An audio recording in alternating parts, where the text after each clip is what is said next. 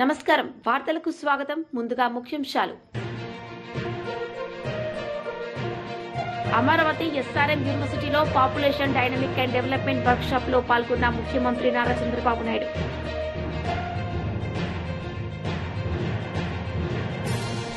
మంత్రి కోమటిరెడ్డి వెంకటరెడ్డి మీడియా సమావేశం పలు అంశాలపై వివరణ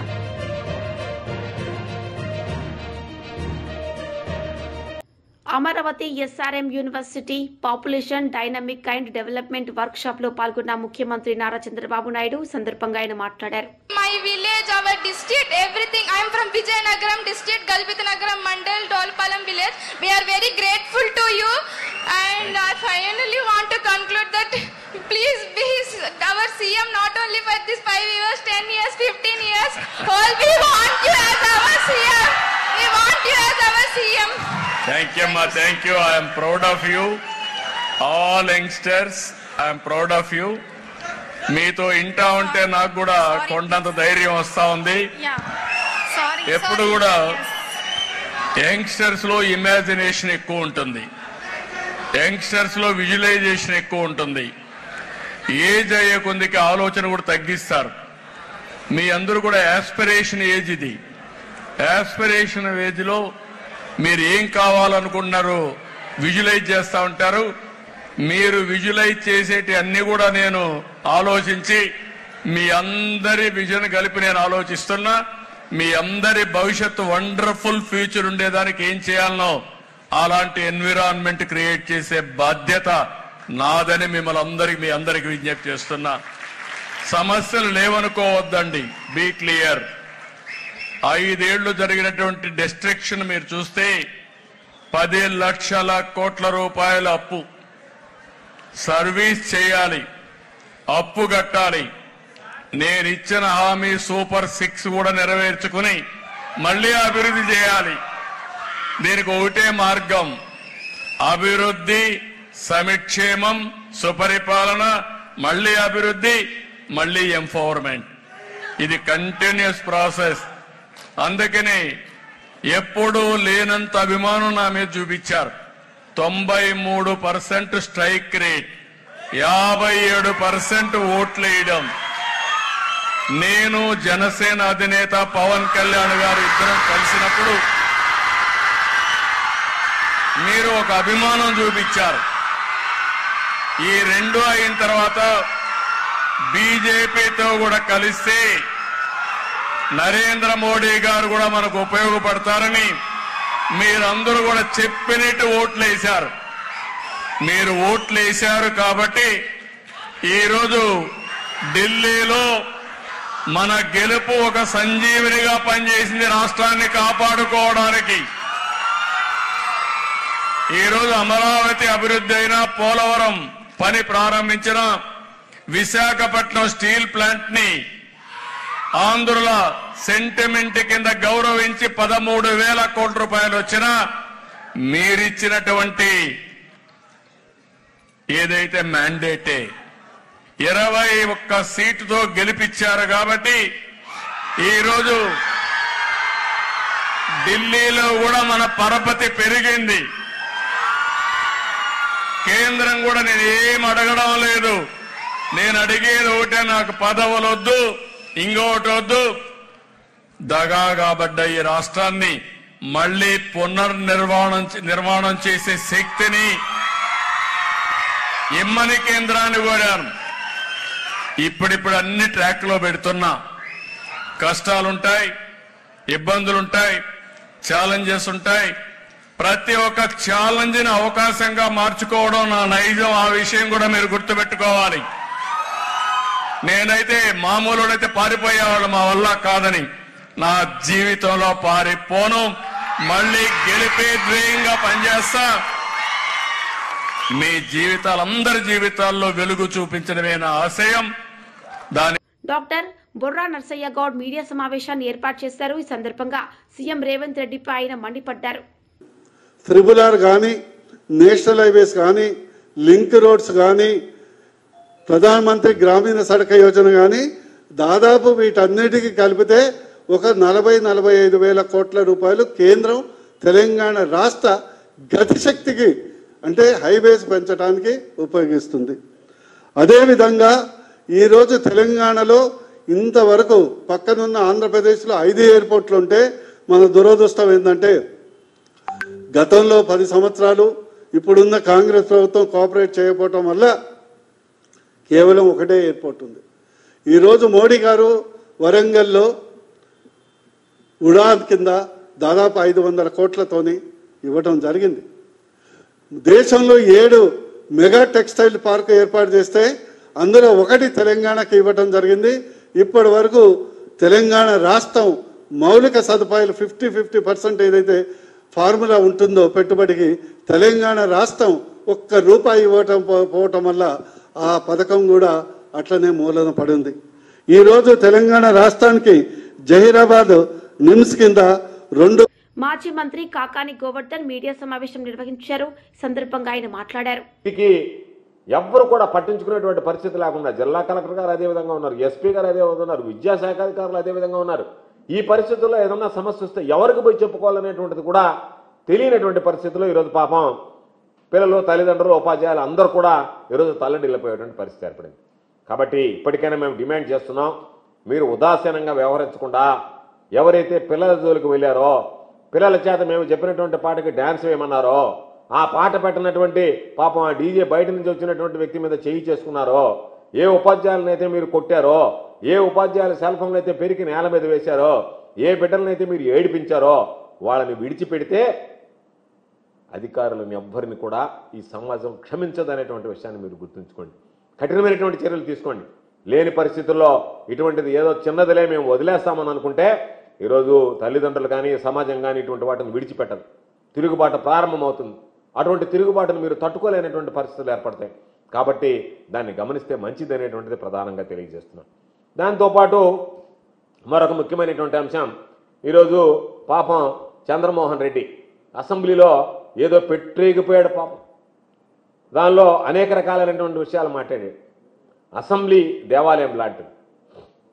అసెంబ్లీ సాక్షిగా చంద్రమోహన్ రెడ్డి ఈరోజు మాట్లాడాడు. జగన్మోహన్ రెడ్డి గారి గురించి అనేక విషయాలు మాట్లాడాడు, జిల్లాల గురించి అన్ని విషయాలు మాట్లాడాడు. నేను చంద్రమోహన్ రెడ్డికి ఒకటే ఛాలెంజ్ చేస్తున్నా, నీది నీతి నిజాయితీతో కూడినటువంటి బ్రతుకే అయితే, నేను అనుకోవడంలే నువ్వు నీతి నిజాయితీతో కూడినటువంటి బ్రతుకుతున్నావని నేను అనుకోవడంలే. ఒకవేళ నీకు అనిపిస్తే నీతి నిజాయితీతో కూడినటువంటి బ్రతుకే అనిపిస్తే, లేదు నీతి నిజాయితీగా బ్రతికేటువంటి వాడే అసెంబ్లీకి రావాలనేటువంటి ఆలోచన ఈరోజు అయ్యన్న పాత్రుడు చేస్తే, నువ్వు చెప్పినటువంటివి నా మీద 18 అక్రమ కేసులు పెట్టారన్నాడు. నీకు ధైర్యం ఉంటే నేను మరలా చెప్తున్నా, నీ బ్రతుకు నిజాయితీ బ్రతుకు కాదు. ఒకవేళ నువ్వు నీతిమైనటువంటి బ్రతుకు నిజాయితీ అయినటువంటి బ్రతుకైతే 18 అక్రమ కేసులు నీ మీద వైఎస్ఆర్ కాంగ్రెస్ పార్టీ హయాంలో పనిచేసి పెట్టినట్టుగా రుజువు చేయి అసెంబ్లీ సాక్షిగా. అక్రమ కేసులు 18 కేసులు నీ మీద పెట్టినట్టుగా నీ బ్రతుకు, మరలా చెప్తున్నా, నీ బ్రతుకు నీతి నిజాయితీ బ్రతుకైతే, నువ్వు మరలా వెళ్ళి సోమిరెడ్డి బ్రతుకు నీతి నిజాయితీ బ్రతుకైతే నీ మీద 18 కేసులు పెట్టినట్టుగా ఈరోజు అయితే అసెంబ్లీలో చెప్పావో, ఆ అసెంబ్లీలో ఆ 18 కేసుల జాబితా చదివి వినిపిస్తే నీ బ్రతుక్కి నీతి నిజాయితీ బ్రతుకు అనేటువంటి అనుకుంటారు తప్ప నిన్ను, లేకపోతే నీ బ్రతుకే అబద్ధాలు బ్రతుకుంటారు. మరో మాట చెప్పాడు, రేయింబవళ్ళు నన్ను పోలీస్ స్టేషన్లో ఉంచారు. ఒక్క రాత్రి వైఎస్ఆర్ కాంగ్రెస్ పార్టీ ప్రభుత్వంలో ఒక్క రాత్రి నిన్ను తీసుకువెళ్ళి పోలీస్ స్టేషన్లో పెట్టినట్టుగా నువ్వు రుజువు చేస్తే పోలీసులు నీ అబద్ధాల బ్రతుకు కాకుండా నిజాయితీ అనేటువంటి బ్రతుకైతే నీ మీద 18 కేసులు పెట్టినట్టు, రేయింబగళ్ళు నిన్ను పోలీస్ స్టేషన్లో పెట్టినట్టు ఒక్క ఆధారం రుజువు చేయి. రుజువు చేస్తే నువ్వు ఏమి చెప్తే అది చేయడానికి నేను సిద్ధంగా ఉన్నా. మా సవాళ్ళను నువ్వు స్వీకరించి ఏదో మామూలుగా అసెంబ్లీలో మైక్ ఇస్తే ఎగిరి ఎగిరి ఎగిరి ఎగిరి మాట్లాడడం కాదు. నీకు నీతి నిజాయితీ ఉంటే నేను చెప్పినటువంటి మాట నిలబడి అసెంబ్లీలో మరలా ఇంకో మాట చెప్పాడు, నా మీద కేసులు పెట్టారు, నా సొంత స్థలం పాపమంట అన్ని ఆస్తులు పోగొట్టుకున్నాడు రాజకీయాలు. దరిద్రుడా, నిన్నగాక మొన్న ఇక్కడ ఆఫీసు కొన్నావు, కూతురికి హైదరాబాద్లో లేఅవుట్ వాళ్ళ దగ్గర డబ్బులు తీసుకుని విల్లా కొనిచ్చావు, ఆస్తులు కూడబెట్టుకునేటువంటి నువ్వు రాజకీయాల్లో ఆస్తులు పోగొట్టుకున్నావా? 2 ఎకరాల 30 సెంట్లు అమ్ముకుంటే దాని మీద నాన్ బెయిలబుల్ కేసు పెట్టి కూర్చోబెట్టారు. నేను ఇదే చెప్తున్నా, నువ్వు నా మీద పోలీసులు కేసు నమోదు చేశారు 2 ఎకరాల 30 సెంట్లు. దాని విషయం కూడా చెప్తా. దాని విషయం ఏంది, ఏం జరిగింది? పాపం నువ్వు వెనక ఉన్నటువంటి బీడు పొలం, రోడ్డుకి వెనక పక్కన ఉన్నటువంటి స్థలం కొని అదే సర్వే నెంబర్లో రోడ్డు పక్కన ఉండేటువంటి ఖరీదైనటువంటి స్థలాన్ని అమ్మేశారు 2 ఎకరాల 30 సెంట్లు. ఆ యజమాని ఎవరైతే ఉన్నారో 2 ఎకరాల 30 సెంట్లకు సంబంధించినటువంటి యజమాని మాజీ మంత్రి హరీష్ రావు మీడియా సమావేశం నిర్వహించారు. సందర్భంగా సీఎం రేవంత్ రెడ్డిపై విమర్శలు చేశారు. అరే గోదావరిలో నీళ్లు ఎట్లా తీసుకుపోతావు? మా సమ్మక్క సాగర్కి అనుమతి రాలేదు, మా సీతమ్మ సాగర్కి అనుమతి రాలేదు, మా కాళేశ్వరం 3rd ఫేజ్కి అనుమతి రాలేదు, మా డాక్టర్ బాబాసాహెబ్ అంబేద్కర్ వార్దా ప్రాజెక్టుకు ఇంకా మీరు నీటి కేటాయింపులు జరపలేదు. మా అన్ని అక్కడనే పెట్టి నువ్వు వరద జలాల పేరు మీద గోదావరి జలాలను ఎట్లా తీసుకుపోతావని ఇలా గట్టిగా తెలంగాణ గొంతుకగా ప్రశ్నించిన పార్టీ బీఆర్ఎస్ పార్టీ. నా కాంగ్రెస్ అడగలే, నా బీజేపీ అడగలే. కాంగ్రెస్కి ఏమో గురువు ఉన్నాడు, అడిగే ధైర్యం లేదు. బీజేపీ ఏమో పొత్తుల పార్టీ. మరి ఎవరైంది ఇలా తెలంగాణ గొంతుక?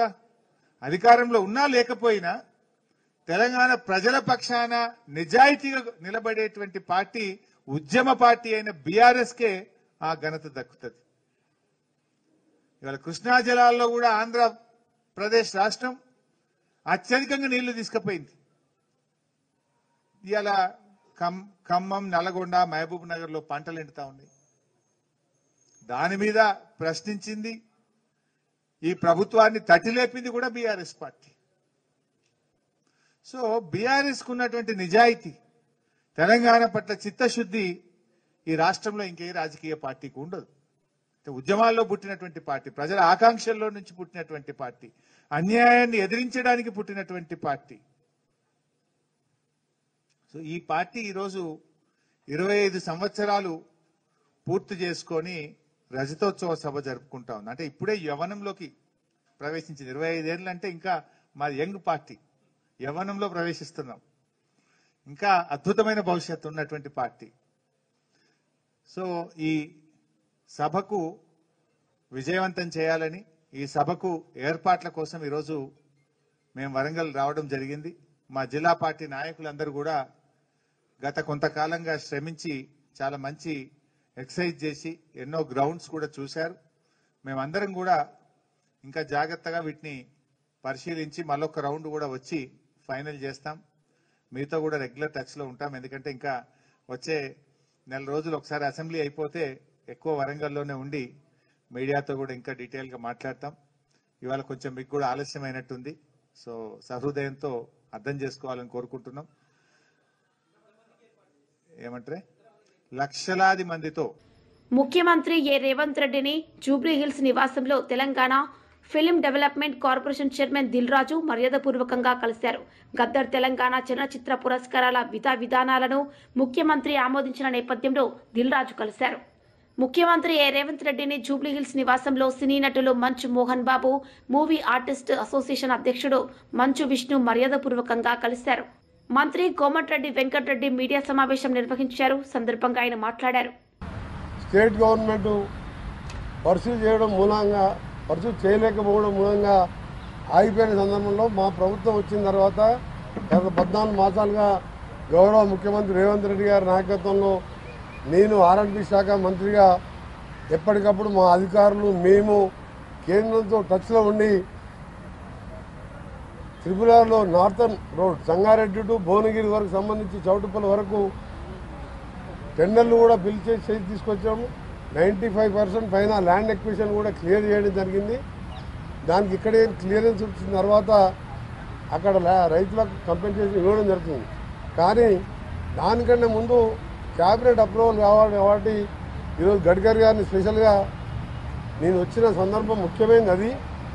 దాన్ని వారు కూడా సానుకూలంగా స్పందించి ఒక 2 మంత్స్లోనే దీనికి సంబంధించిన అన్ని క్లియరెన్స్లు చేసి ప్రైమ్ మినిస్టర్ గారికి క్యాబినెట్లో ఆమోదం కోసం పంపడం జరుగుతుందని చెప్పి వారు మాకు హామీ ఇవ్వడం, ఈ సందర్భంగా కేంద్ర మంత్రి గడ్కరీ గారికి తెలంగాణ రాష్ట్ర ప్రభుత్వం తరఫున మా R&B శాఖతో పాటు మా ముఖ్యమంత్రి గారి తరఫున గడ్కరీ గారికి కృతజ్ఞత తెలియజేసుకుంటున్నాం. ఎందుకంటే 2 మంత్స్లోనే అన్ని క్లియర్ చేస్తానని చెప్పి వారు చెప్పడం జరిగింది. అలాగే సదరన్ పార్టీకి సంబంధించిన ప్రపోజల్స్ కూడా అలైన్మెంట్ కూడా పంపాలని కూడా వారు చెప్పడం జరిగింది. ఇప్పటికే మేము కూడా అలైన్మెంట్ చేయడం జరిగింది. అది పోయిన తర్వాత ముఖ్యమంత్రి గారితో డిస్కస్ చేయడం జరుగుతుంది. రెండవది ముఖ్యమైనది హైదరాబాద్ విజయవాడ 6 లేనింగ్ సంబంధించి మీ అందరికీ తెలుసు లాస్ట్ టైం పార్లమెంట్లో ఎన్నిసార్లు నేను మాట్లాడినాం. దానికి సంబంధించి కేంద్ర మంత్రివర్యులు ఒకటే చెప్పారు, దాన్ని మచిలీపట్నం వరకు ఎక్స్టెండ్ చేస్తూ కన్సల్టెంట్ని పిలవడం జరిగింది. నేను అప్పుడు చెప్పాను, మళ్ళీ దీన్ని మీరు మచిలీపట్నం అంటే లేట్ అవుతుంది, ఫస్ట్ ఇప్పుడు Hyderabad border Ramoji film city అవతలకి వెళ్ళి విజయవాడకు ఒక ప్యాకేజు 6 లేన్ కోసం ఆల్రెడీ ల్యాండ్ ఎక్విజిషన్ అయిపోయింది, దాన్ని టెండర్ పిలవాలని చెప్పినప్పుడు ఇమ్మడే నేషనల్ హైవే చైర్మన్ గారితో సెక్రటరీ గారితో మోర్చ్ సెక్రటరీతో మాట్లాడి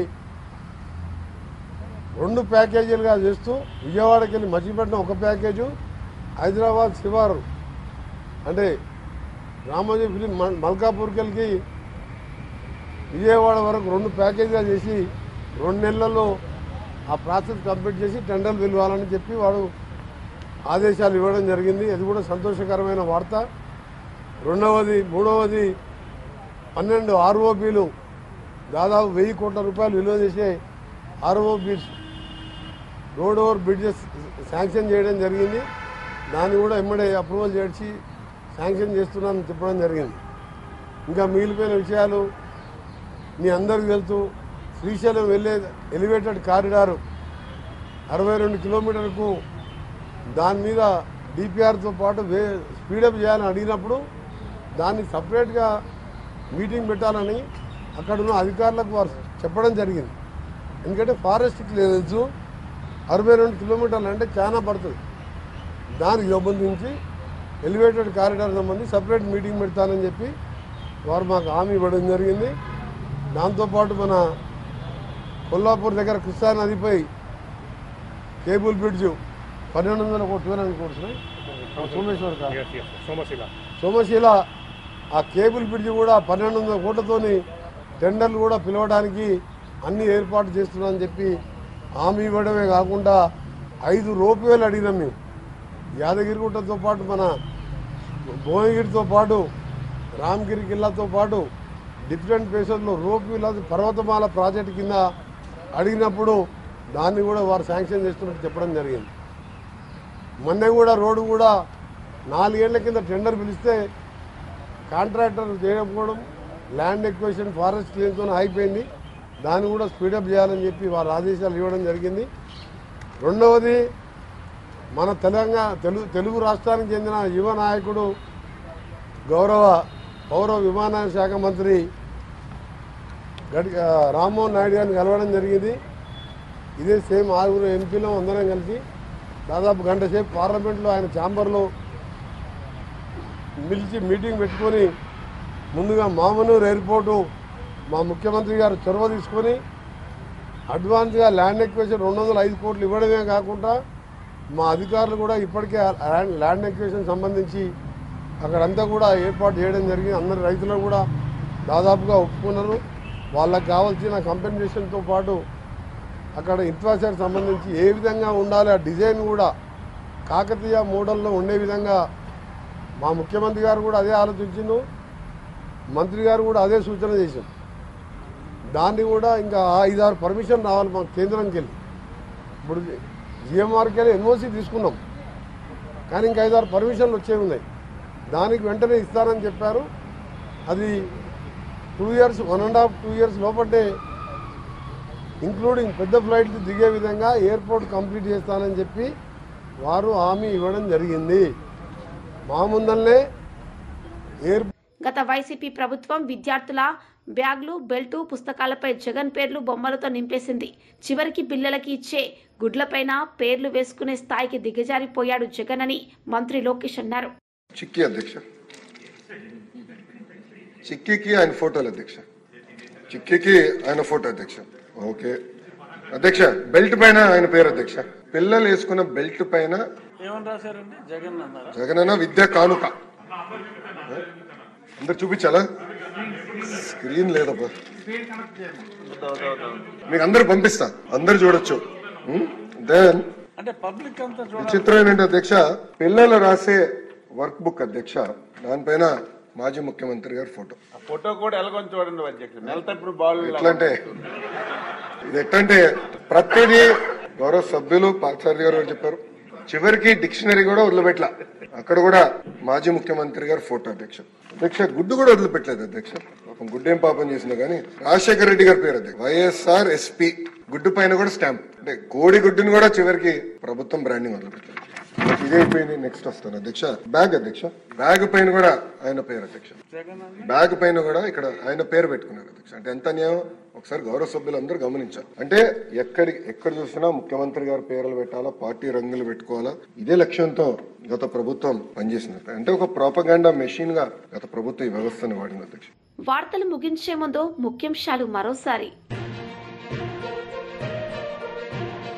అమరావతి ఎస్ఆర్ఎం యూనివర్సిటీలో population dynamic and development work shop లో పాల్గొన్న ముఖ్యమంత్రి నారా చంద్రబాబు నాయుడు.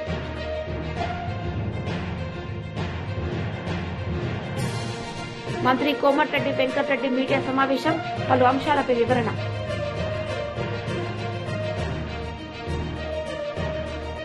ఈ వార్తలు ఇంతటితో సమాప్తం. తిరిగి ప్రసారమయ్యే వార్తల్లో మళ్ళీ కలుద్దాం. అంతవరకు సెలవు. నమస్తే.